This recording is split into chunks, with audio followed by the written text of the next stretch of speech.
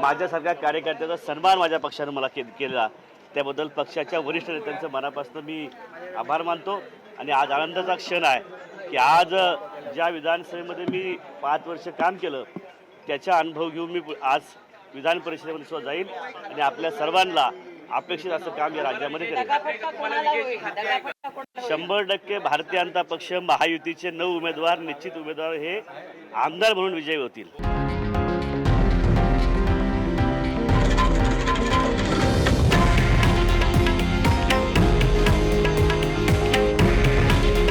हे आहे देशातील नंबर 1 न्यूज नेटवर्क आणि आपण पाहत आहात TV9 मराठी. काळजी तुमची, हित महाराष्ट्राचं.